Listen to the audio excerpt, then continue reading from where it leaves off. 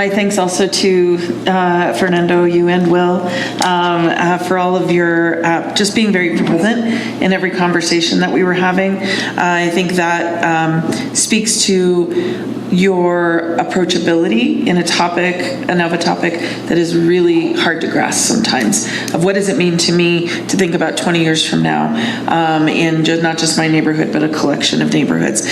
So you made it really accessible, and I really thank you for that. The Community Advisory Committee, Movimiento Poder, played a role in some of our youth engagement as well. Buku West, every resident and business owner who weighed in. I want to thank Diego, thank you for being here and speaking, and Maya, and your urban planning degree. I can't wait to see how you reflect back on this experience when you're a planner, when you're maybe a council person, because everything has to do with land use. That affects our communities when we're dealing with things like gentrification and displacement. So I'm so glad to know that you're on that path. I do want to speak really quickly to the quick trip question. They don't have to come for a rezoning. They're not asking for a rezoning. They're able to build a gas station there under their current zoning, and they got their application in 2 weeks before the deadline when we didn't allow a gas station to be built so close to an existing gas station. So unfortunately, this was one of the ones that snuck in the door through that deadline. But I am really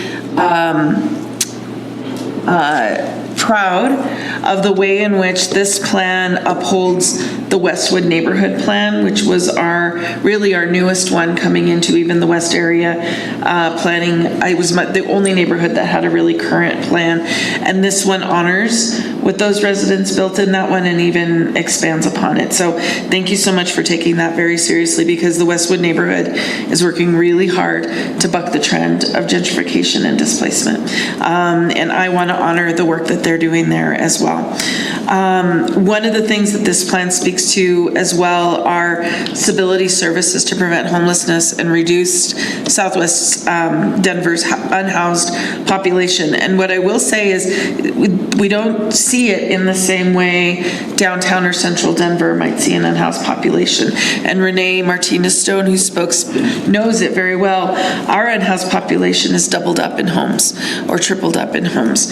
And so I want to thank Denver Housing Authority for being a visionary force in trying to address that issue. They were visionary when they started talking about ADUs as a way to keep families in West and Southwest Denver in those neighborhoods that they wanted to stay in, and visionary now when they aim to build tandem homes for permanently affordable home ownership. So Renee in particular, I thank you for your vision and really being able to implement it and bring partners along who can embrace it. So thank you so much. This plan fully ensures an emphasis on culture, community, and mobility, and that the community that built this plan, it will serve them and serve them well for the next 20 years. So thank you. Thanks, Madam President.